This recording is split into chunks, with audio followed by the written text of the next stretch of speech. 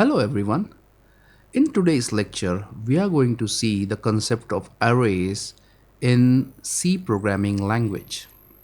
Let us begin. So what are basically arrays?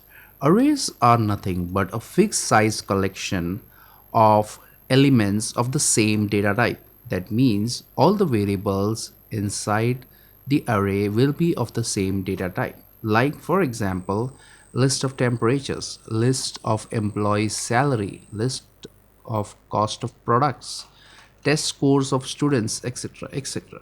So now in this chapter we are going to study the use of arrays in the programming language.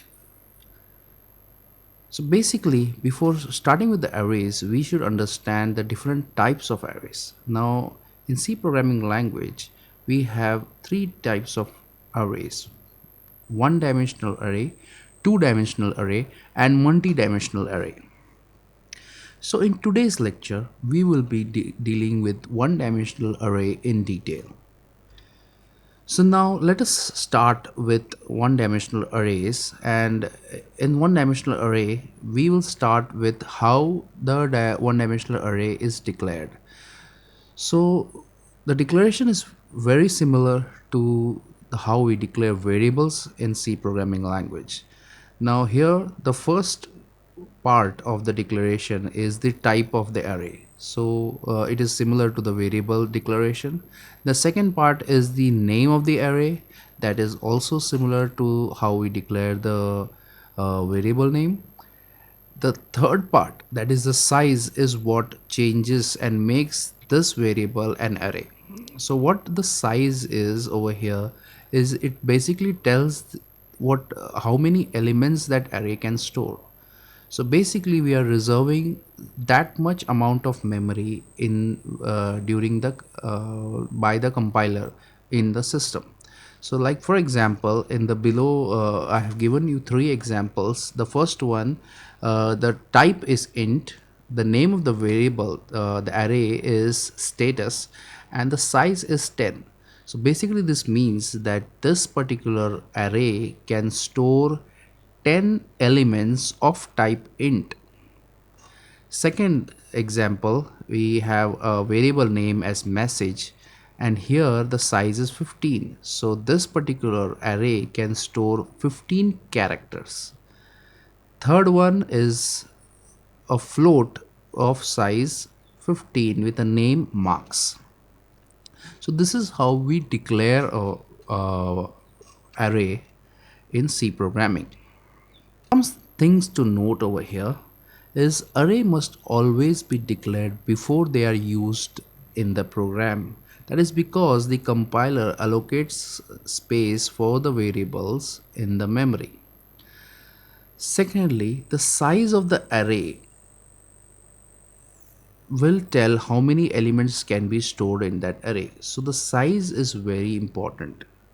So it is mandatory to provide the size to the compiler beforehand. Now what happens if you save some data beyond the size of the array? Like for example, your size of the array is 5 and you have saved more than 5 elements. So this will result in unexpected results. That is but there is a takeaway from this is that the compiler will not generate any error as such, but at the end during the output you may get unexpected results. Strings are stored in the form of character arrays. So this we will see in detail when we start with the chapter on strings. So but just as a note, you should remember that as such we don't have a character type, a data type as strings, but in C programming strings are stored as character arrays. So let us start with initialization of one-dimensional arrays. Now how do we initialize a one-dimensional array? Now, initialization can be done at compile time or at runtime. Now, what do you mean by this? Now, compile time, that means when we write the program, there itself, if we initialize the variable, then that is called as initialization during the compile time. Now, if you are initializing the variables, arrays, at the time when the program is running using some assignment operators or using scanf, then that will be called as runtime initialization. So now how to do that? It's very simple. Whenever you declare the whenever you declare the variable, you can always assign it with the help of curly braces. Assign the variables list of values with the help of curly braces, as shown in the red colored font over there. So basically it starts with the declaration, that is the type, the name of the variable, array name, size, and then equal to, that is the assignment operator, and then in the curly braces you will be listing all the variables, all the values of the variables separated by comma. Just as examples, I will just show you some few examples of three data types. The first one, I have initialized with int status 3. That means it can store integer type data of three integer type data, and I have assigned it to in curly braces it is 1 comma 2 comma 3. So that means inside status, at position, at the first position you will have 1 stored, at the second position it will be storing 2, and in the third position it will be storing 3.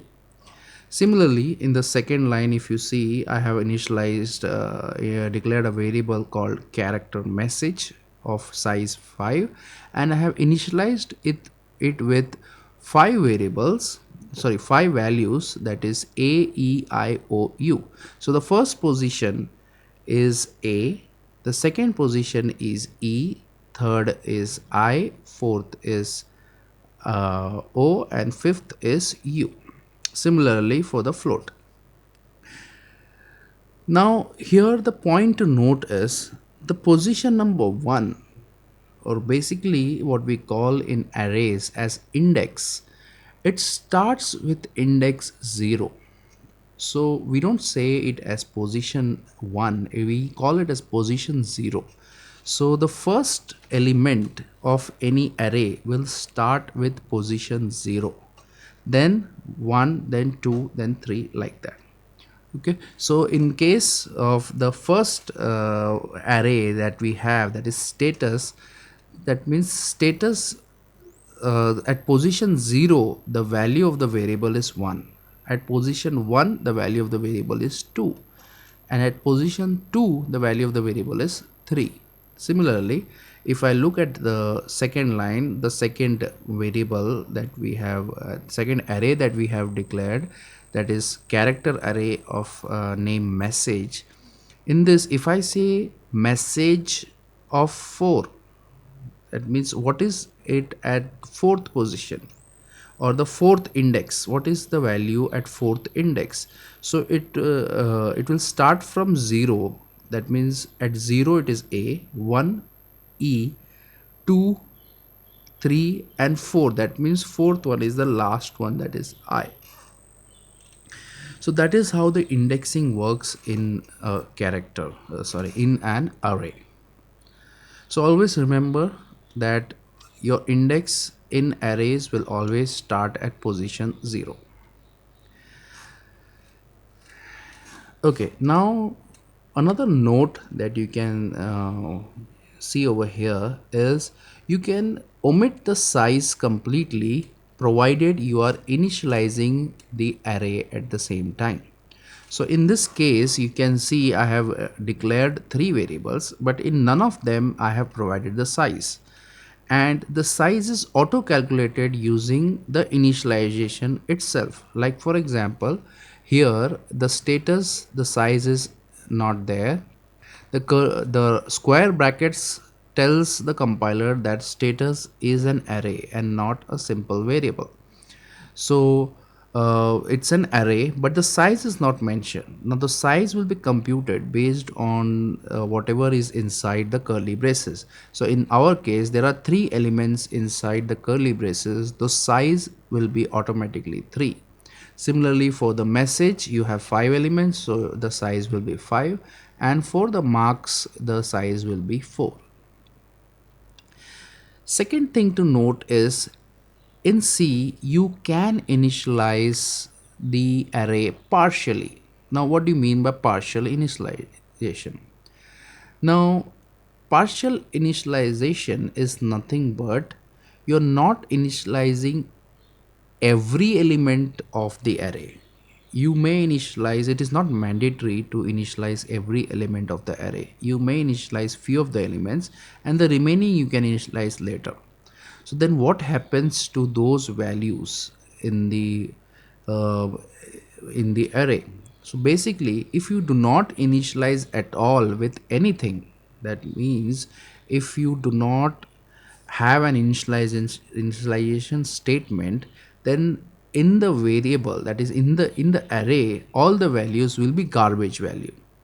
But if you partially initialize, like in this case, in line number 1, you can see I have a status integer type of size 3, but the elements, the number of elements on the right side is only 1. So the 2 elements are missing. So in this case, what happens is it will take the first element and assign it to position 0, that is status index 0, and the remaining two elements will be put as 0, the value 0. So you can see on the right side in the comments I have mentioned the values will be 1, 0 and 0. That means whenever the arrays are partially initialized, if the values are 0, sorry, if the values are not given, then those values will be initialized to 0 if it's an integer or float. If it is a character, if it's a character, then the values will be replaced by null character. And what is this null character? Null character is nothing but empty character. So basically it is denoted by backslash 0. So this is called as a null character. So whenever it doesn't find appropriate elements to replace to initialize, it will replace it with slash 0. So you can see over here the message size is 5, but I have provided only 2 elements, so remaining 3 elements will be initialized to slash 0. And similarly for float. So basically from this slide you can understand that the first element, sorry, the basically you can understand that for numeric data types, that means integer, float and double, the value will be replaced by zeros, and for character data type it will be replaced by null. Okay, so let us start with the first problem statement, that is write a program to record an hourly temperatures using arrays and find the mean temperature. So let us try to code this. Okay, let us go to code blocks editor. So basically what we have to do over here is write a program to get the temperature input from the user and find the mean of it. That means just find the average of it. Okay, so let us say let us decide how many temperatures that we want the user to enter. So let us say I want the users to enter let's say 10 temperatures. So I know that I have to store 10 different temperatures inside my array. So the size of my array should be 10. So now here I've already decided what my size should be. So that's why I am using this size. So in cases where you are not sure what should be the size of the array, you can select a size which is much higher than what can be the maximum possible elements that can be stored in your array. Like for example, if you understand that in a day there are 24 hours, so there can be 24 temperatures that you need to store. So you can initialize the array, you can declare the array with a size of 30 or 50. So obviously the size it should not be too high, because whenever you declare a higher value of the size, that means that much amount of memory is being stored for the array, even though it is not going to be used. So it is better to always predict, try to predict what will be the size of your maximum size of your array. Okay, so in our case, I have decided that my size of the array will be, I will be entering maximum, let's say 10, or let's say we decide that we want to get the temperature for 24 hour temperature, right? So hourly temperature we want to enter, and the user is going to enter at least 10 temperature elements. So let us decide, let us start with declaring the variable. Okay, so now if you remember, we have to get the input temperature from the users, that will be an array, and we have to also calculate the mean. So we need two variables at least. So let us start by declaring the variable. Now since it's a temperature, so we can declare the type as float. Okay, float, and let us give the variable name as temperature.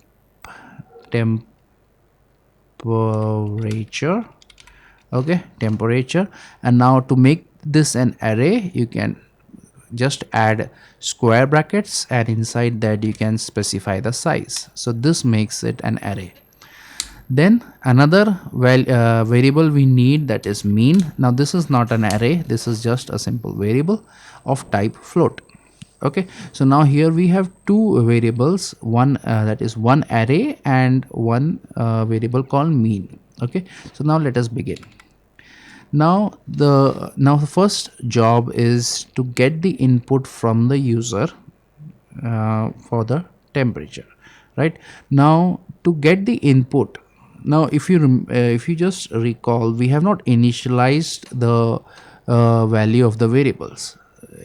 Okay, so that means what we are doing over here is runtime initialization. That means when the program is run, we will be taking input from the user. So in that case, what we do is we can simply do scanf. Okay, scanf, and inside that we will be doing percentage f. Now why f? Because the data type is float, so it will be f, and then comma, and then ampersand sign, that is to get the address, and the name of the array, that is temperature. I will just copy it from here, temperature, and here you have to give the location, specific location where you want to store this value. So I want to store it in the first index. Okay, so I have already told you that the array's index starts from position 0. Okay, so position 0 is index 0, then at position 1 is index 0, position 2 is index 1, and like that. So I have stored it in position 0. Now if I want to store something on position the second position, that is index 1, I will just do this. Okay, similarly I will do for position, okay, index 2, similarly for index 3. Okay, so like that this will go on till I will reach 9. Okay, index of 9. But as you can see, this is a repeated statement, right? So in this case you are just repeating scanf again and again, the same statement is getting repeated, and if you look at this, only this part is changed. So this basically tells us that this is where we have to use for loops. So wherever there is such kind of a statement where there is repeat code in your repeat statements in your code, then you should understand that it can be replaced by a for loop. So here I will start with my for loop. Okay, so I've started with my for loop. Now inside my for loop I need a counter. So here I have to have I will declare a counter variable I. Okay, now here I will start I value with some value. Here I will start it with 0. Okay, and I have to run this for 10 times. So I will say I less than 10. So when I say I less than 10, it will run till 9. That means 0 to 9. And if you just recall, 0 to 9 is actually 10 times. It runs 10 times, right? So this is pretty good. But what if some of the students may think that what if I can do something like this, less than equal to 10? This is also fine, but in this case, if you recall, the index this for loop will also run 10 times, but the problem is the index is not proper, because the index over here runs from 1 to 10. And if you remember, our first index in our array starts from 0, so our I also should start from 0, and our last index is 9 in our array, so this should also go up till 9 only. It should not go till 10. Okay, and then after every statement I am going to do I plus plus. So this completes our for loop. And now what I'm going to do is I'm going to simply cut this from here and paste it over here, and the counter I'm going to insert where the change is going to be there. So here I'm going to insert the count. Okay, counter variable, and I can now remove all this. Now if I just check again, in the first iteration I value is 0, so this will be somewhat like this, right? Because I is equal to 0. In the second iteration this will become temperature 1. In the third iteration it will become temperature of 2. In the fourth iteration it will become temperature of 3. So that is why I have replaced it with I, because if I replace this with I with every iteration, this is going to change based on the value of the iteration. Okay, so I have got this. Now what I have to do is, at the end of the for loop, now we have the values of the temperatures stored in it. Now what I want is I want to find out the mean. Now formula of mean is very simple. Add all the temperatures and divide by the number of elements, that is 10, right? So mean is nothing but temperature. Sorry, I'll just copy this. Temperature of 0 plus temperature of 1 plus temperature of 2 plus, so like that you will go on till temperature of 9. Okay, so I'm not writing everything so that you can guess. So this is my complete temperature, and my formula is actually divide once my addition is done, I will simply divide it by the number of elements, that is 10 elements, right? So this will simply give us the mean. But now just look at the expression. Now this expression will increase if you increase the number of elements over here. Like for example, just imagine if I make this as 15, your code will increase further, right? Just imagine if I just put this as 100, so this code will increase. uh, this code will be too long, right? So what we can do over here is, instead of writing it like this, there is another way, alternate way. I will just remove this and initialize this with 0. Okay, I will initialize, because we are having a for loop, right? So we can use this for loop itself to calculate the addition at least, and then we will calculate the mean later on, right? So we can keep adding the variables over here. So I can find the addition over here. Mean is equal to mean plus the current value whatever you are going to enter.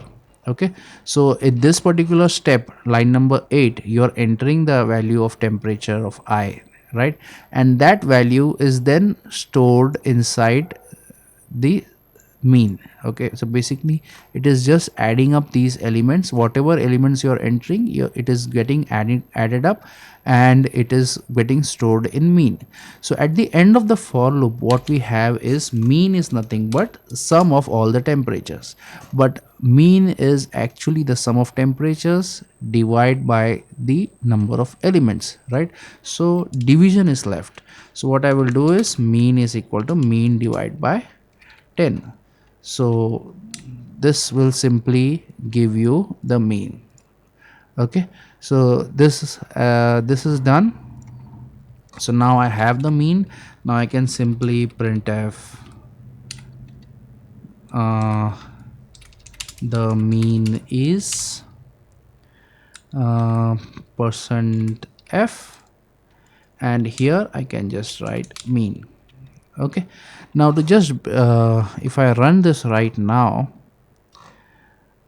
I think everything is proper. Okay, let us try.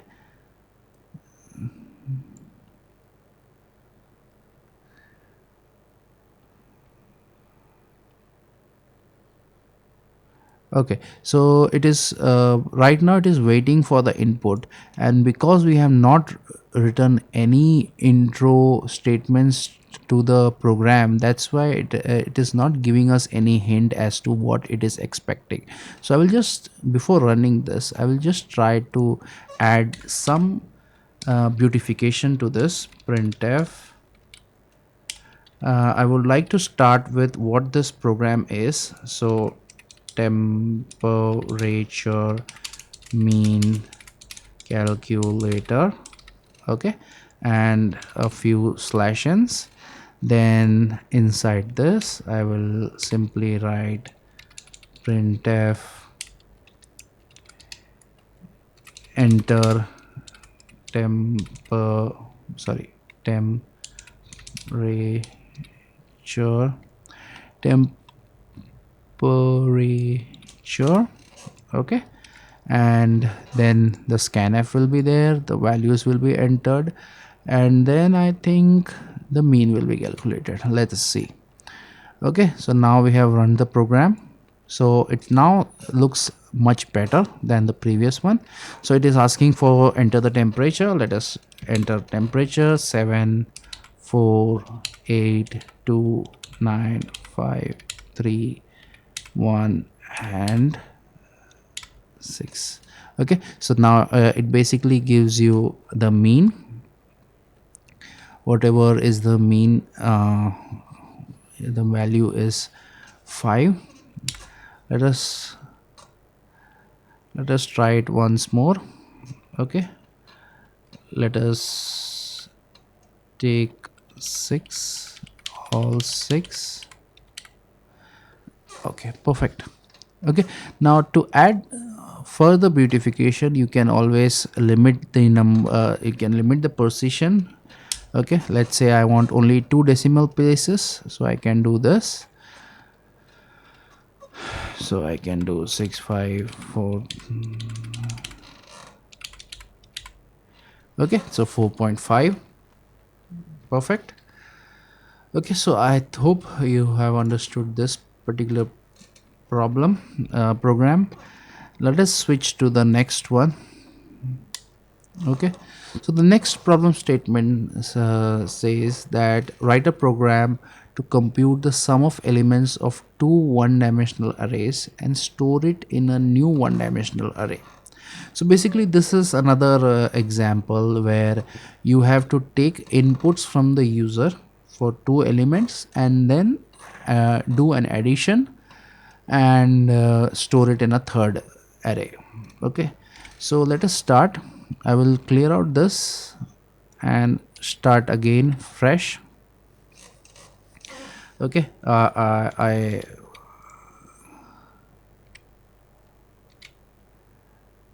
will start again fresh. I will start with return 0. Just finish the program. Okay, to start with, since we need I think we need to take two one-dimensional arrays and store it in a, so we need three arrays in all, right? So let us take int, let us take type of array as int, and we have a. Okay, then it's an array of size 5, let's say.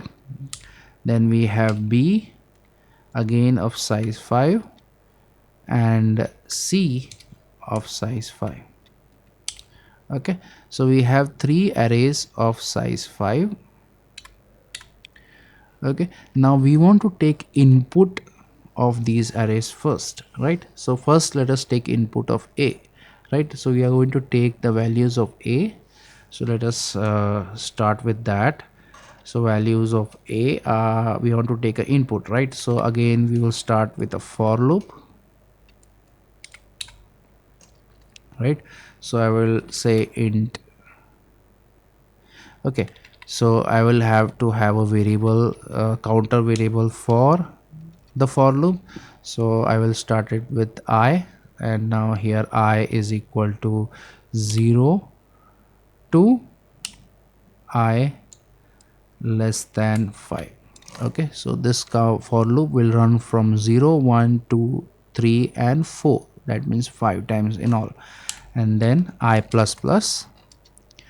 And once this is done, now the only thing left is to take the input. So simply like the previous program, I will write scanf, and because it is integer, I will do %d and then a of I, right? I, because I want to store one by one each element. So in the first iteration it will be a of 0. Okay, in the second iteration it will be a of 1, 2, 3, 4, like that. Okay, so I have entered that. Okay, similarly I will have another for loop. So there are multiple ways of doing this. I am doing it this way. So I will take the input for the third one, sorry, the second elements. Okay, now what now to tell the user, to have some user interactiveness, what we can do is we can just tell the user what the user is supposed to enter. So enter values of a.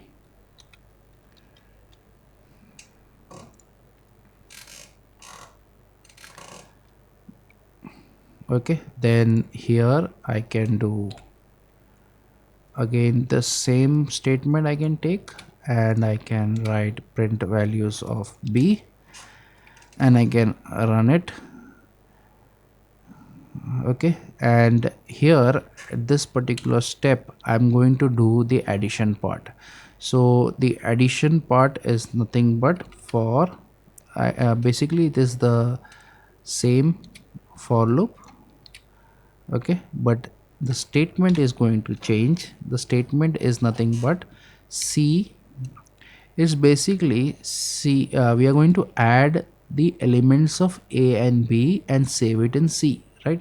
So the index should match in all the cases. So index basically it should be like, just to show you how it should be, it should be like a of 0 should be added with b of 0, and this should be stored into c of 0.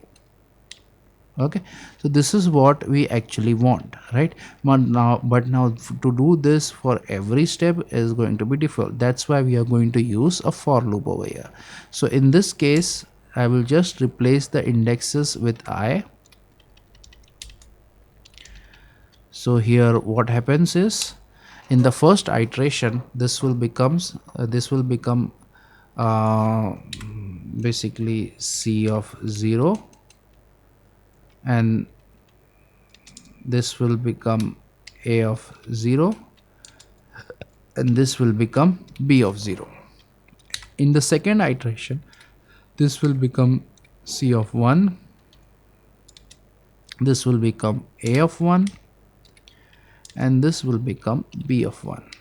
Okay, so like that, it for every iteration the keys will change, and at the end we will be having the value of the sum of the value of a and b in c. Okay, but now to print we may require another for loop, but since we are running this addition over here, we can at the same time print also, so that we don't have to unnecessarily use another for loop just for printing. Okay, so I can say let's say c of